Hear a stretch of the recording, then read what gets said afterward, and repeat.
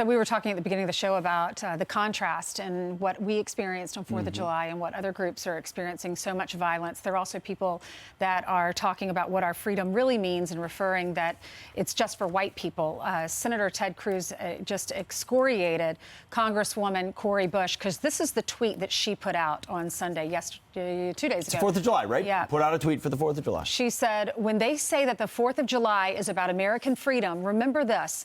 The freedom they're referring to is for white people. This land is stolen land, and black people still aren't free. Okay, you should leave if you feel like stolen land from 200 years ago. You don't feel like you belong here. There are plenty of other countries. There are plenty of other countries. I don't really see people holding her back. I think she has a success story. She's representing a major state and a fine community. Good point. I think that you could be a great person to talk about how to succeed in life in America. And if you can't see the progress that America has made to this point, while far from perfect, then you really are blind to our past. And you should look up what Booker T. Washington Frederick Douglass said about us living up to our Constitution, Declaration of Independence, not running from it, and that's who we're getting closer to closer on a daily basis. For people to look back in 2021 and act like it's 1861 is deplorable. That's right. And you mentioned Ted Cruz. Here's what he tweeted in response. Hateful, divisive lies. The left hates America. Believe them when they tell you this. 2 years ago, Colin Kaepernick tried to spread the same lies on the 4th of July. You said it right, Brian. It's not that America is perfect. Far from it. The question is, are we going to fight to fulfill the founding values that were not fully fulfilled when they were written down in 1776? Or are we scrapping it all and saying it's evil from the beginning? And that's what the left is saying today. That's the 1619 narrative. It's all bad. Therefore, shame on you for enjoying the 4th of July, your freedom, your independence, your Second Amendment rights, as Tucker showed in that original from the first block. It is that stark of a contrast. And that's why when Ted Cruz says they hate America, he's being honest. That's where we're at. And sadly, we're not bringing up just one tweet. I mean, you also have Congresswoman Barbara Lee tweeting out something similar. Jamal Bowman of New York tweeting out something similar. You have pundits everywhere writing about it. And you just have a huge pushback. There's a huge push. If I'm Senator Schumer and I'm Nancy Pelosi, I'm saying to myself, either get aboard and say America's terrible or stop this coming out from the left, because this is how your party is going to be labeled now. And what's beautiful about this country, we have men and women like you who fought for this country and fought for our freedoms. We have our own choices to go to what church we want to go to, what God we want to believe in, what we want to say. We have freedom of speech.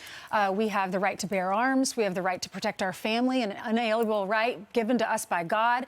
We live in a wonderful country and we are free. But with that freedom also comes the fact that they're able to say this. We could disagree with them, but we do have freedom of speech in this country. It's going to be interesting, the next elections, what America's going to say about this. I think people are fed up with it. They're tired of this. They are. You have Gary Sinise, who started this foundation. He goes and visits our men and women around the country who are fighting for us. And this is what he says. This is his meaning of Independence Day. It's hardly controversial to me. I mean, it's about freedom. And having gone to places around the world, the war zones of Afghanistan, Iraq, places like that, where they don't really understand what freedom is, you value your freedom that much more, and you value the people that provide it for you. And that's the men and the women of the United States military. That's why I started my foundation. I want to support them in every way I can, because freedom is precious. And it has to be fought for. It has to be protected. And I thank God for the men and women who are willing to do that. And I just want to help them out. Well, Maxine Waters is somebody else who went after the Declaration of Independence and the Constitution. She's somebody living in a mansion in California.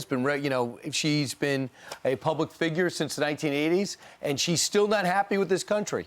Why are you here? I thought, Britt, you made the best comment. Britt Hume's like, you keep on saying everything wrong here. Name a country that lives up to the ideals that you talk about we're not doing. That's exactly right. It's a lack of gratitude grounded in ignorance about the way the world has worked for thousands of years, the amount of dictatorships and enslaved that has happened, that we overcame by the fulfillment of those principles in this country. If you don't understand the way most people have lived, you don't understand how precious this is and fragile it is, and how using race to divide us is as dangerous a thing as you can do. Well, you've been to many of these countries that don't have freedoms. They don't have it. I mean, Brian mentioned it. We may not agree on every aspect of how Afghanistan's going to end, but they haven't had it and they don't have it, and they're about to not have it again. And it's a terrible place for people to live. Right, and guess who's coming in?